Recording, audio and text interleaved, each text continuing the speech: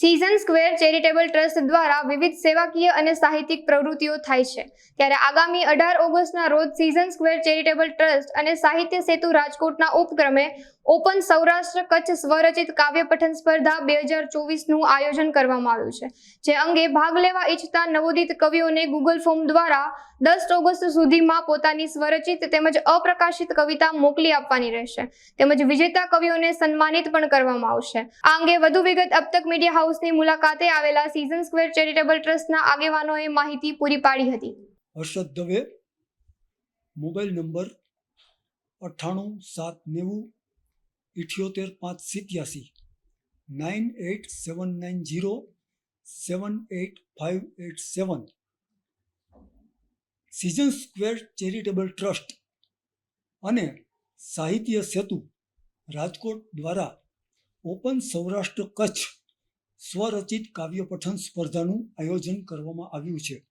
આ સ્પર્ધાનું આયોજન ખરેખર તો 18 ઓગસ્ટે કરવામાં આવ્યું છે અને એના માટે સૌરાષ્ટ્ર કચ્છના નવોદિત કવિઓ પાસેથી 10 ઓગસ્ટ સુધીમાં એન્ટ્રીઓ મંગાવવામાં આવી છે। એન્ટ્રીઓ એટલે કે સ્વરચિત અપ્રગટ કાવ્ય રચના મંગાવવામાં આવી છે। આના માટે અગાઉ જે મેં મોબાઈલ નંબર કીધો એ ફરીથી કહી દઉં, 98 790 78587। હું હર્ષદ દવે, આ નંબર ઉપર વોટ્સઅપ નંબર ઉપર મેસેજ કરવામાં આવશે તો એને ગૂગલ ફોર્મની લિંક મોકલવામાં આવશે, એટલે જે એજ ગ્રુપ પ્રમાણે તમે એની એન્ટ્રી ભરી શકશો અને તમે તમારી કાવ્ય રચના મોકલી શકશો। આ કાવ્ય રચનાની નિર્ણાયકો દ્વારા ચકાસણી કરવામાં આવશે અને આપની જે કંઈ પણ વિગતો હોય કે ઉંમર પ્રમાણે એમ કે ઉંમરનો જે પ્રમાણપત્ર હોય તો એ રજૂ કરવાનું રહેશે। આ રચના મારી જ છે, મૌલિક છે, અપ્રગટ છે, અપ્રકાશિત છે, એની ખાતરી આપવાની રહેશે। એટલે આવા જે અમુક ડોક્યુમેન્ટ માંગવામાં આવશે અને તમારી રચના એ PDF ફાઇલની અંદર ગૂગલ ફોર્મમાં મોકલવાની રહેશે। જો આપ પસંદ થશો તો આપને ફાઇનલ રાઉન્ડ માટે એટલે કે 18 ઓગસ્ટે આપને બોલાવવામાં આવશે અને ત્યારે સમૂહમાં એટલે કે ઓડિયન્સમાં આ રચનાની પ્રસ્તુતિકરણ માટે તક આપવામાં આવશે। આની કોઈ ફી નથી, એટલે કે આ સ્પર્ધા નિઃશુલ્ક છે।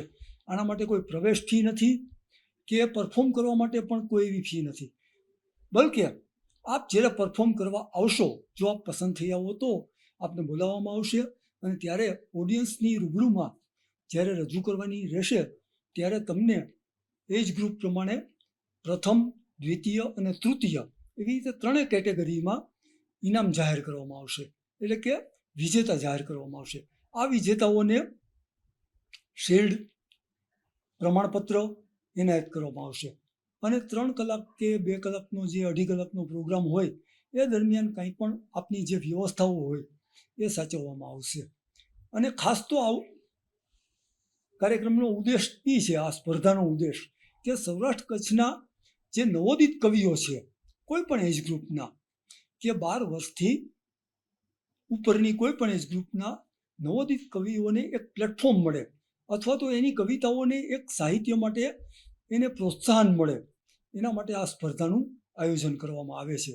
એના માટે વિષય છે એક મોબાઈલની દુનિયા, બીજું એક પર્યાવરણ અને ત્રીજો એક વિષય છે મા બાપ અને સંતાનો। આ 3 વિષયોમાંથી કોઈ પણ એક વિષય ઉપર એક જ કવિતા સ્વરચિત મોકલવાની રહેશે। એટલે આ 3 વિષયો છે અને 3 વિષયમાંથી કોઈ પણ એક વિષય આપ પસંદ કરી શકશો। અબ તકના માધ્યમથી હું સૌરાષ્ટ્ર કચ્છના નવોદિત કવિઓને એક સંદેશ આપવા માગું છું કે આ સ્પર્ધા એક બહુ સરસ, આપ સાહિત્યમાં રસ લેતા હો, આપ કવિતા લખતા હો તો આપના માટે એક સરસ પ્લેટફોર્મ પૂરું પાડે છે।